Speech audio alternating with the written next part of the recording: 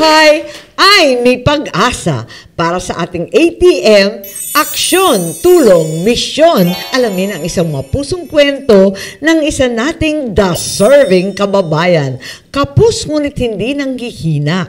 Sinusubok ng pagkakataon, ngunit patuloy na nananalig sa Panginoon. Mula sa aking opisina, mula sa pagdamay ng bawat mamayan para sa kapwa Pilipino, ang diwa ng bayanihan. I-moment mo na yan!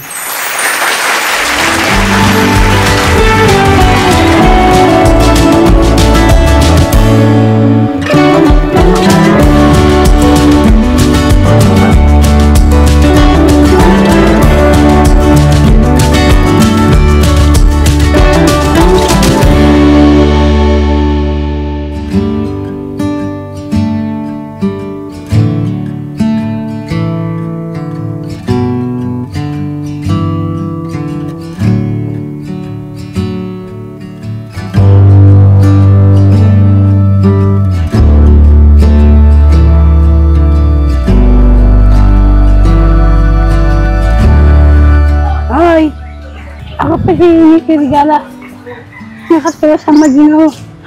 Wala po akong trabaho. Tambay po ako. Napakailap po ako ng kapitbahay ko. Nabalitaan po namin na nag-fishball ho kayo. Ano po nangyari? Ba't di niya na tinuloy? Ayun po kasi wala akong punan. Kailan pa ho nawala yung fishball? Taon po kasi nasakit pa ako, di ako makaingay. Kasi padala ako na punta ko sa lang single ako lang isa, wala akong kasama. Ano pong karamdaman nyo, Di nanay? ako makaingay. Na-check ho kayo sa lung center? So, binitahan po ako ng pangganong. Yun lang po ang hinagilibay sa akin. Pero ano po yung karamdaman nyo? Tsaka ba't parang hirap po kayo magsalita? Hindi ko nga alam nga kasi pinabalik ako sa para-laboratory. Nangyayang ko, wala ko natin sa nabili nga ng gamot, wala ako. Pero nahihirapan ho ba kayong huminga? Anong nararamdaman nyo po? Hindi mapagod. Hindi kayo pwedeng mapagod. Yeah. O paano ho yun? Naghahanap buhay kayo? Di mas lalong... Kaya nga po na yun to eh. Kasi una-una, nahirapan ako nga, malabo na mata ko. Hindi ko naubos ang pera ko nung nagpa-langsin pera ko, naubos pera ko na, hindi ako nakatinda.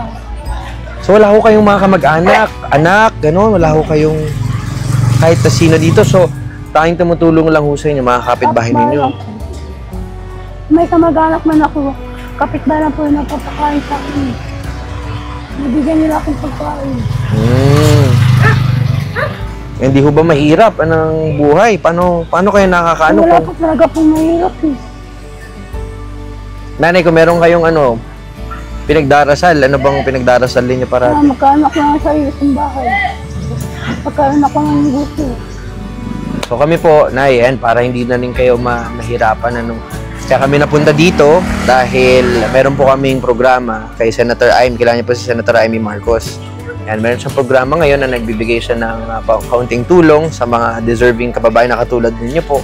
So pupunta kami sa iba't ibang lugar para bisitahin at kamustahin yung mga deserving kababayan natin. Kayo po yung napili namin sa araw na ito. So, ang una po namin gagawin, of course, ay makapagbigay ng konting tulong sa inyo. Tulong pinansal to, so kahit papano, pambili ng gamot, pagpa-check up, or... Oo. Mahal pa naman yung ganun ko. Parang inhaler, yung ganun. Huwag yok, bakit mahal naman yung gamot? Kami wala na akong malaman. Hindi mo po mahal ng gamot. Di ba hindi ako sa ano? Kaya niya, ikaw pa rin na nakikit siya. At kabugin, hindi ka po yun. So yun, nanay. So ito po yung pauna naming tulong. Mula po to kay Senator Amy Marcos. Ito po, tanggapin nyo, nanay. Yan. Simula dyan, sana makabili kayo ng gamot ninyo. Yun nga, yung negosyo, kahit pa paano. Relasyon nyo rin sa mga... Gamot muna, tama. Para po... Papagaling mo ako. Tama, bago maghanap buhay ulit, Tapos, subukan nating ilapit kay Senator Amy po. Meron ba kayong papeles dyan, nanay, ng ng check-up nyo dun sa lung center? Nandun, luma na yan baka kung pwede po, hingin namin para... Sige po, mamaya na lang. So, yun, baka meron kang konting mensahe kay Senator Amy. At sinatunahan, salamat po sa binigay ng tulong sa akin. Aking tulong po na po may kabila ng gamot. Ano naramdaman niyo, Nay? Hingal ka. Pero masaya. Ito, kahit pa paano. Hindi yan ganun kalaki, Nay. Pero ha, at least medyo makakaluwag-luwag. Salamat din, Nanay, ha. Pabili ako ng gamot. At nakilala natin na ngayon ang ating deserving kababayan na si Nanay Nikki. Muli, maraming salamat, Senator Amy.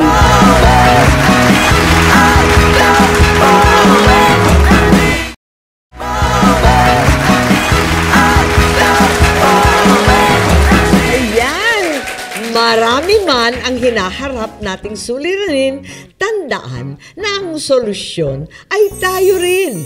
Ako po si Senator Amy Marcos. Ang bawat isa, ang bawat Pilipino ay may solusyon.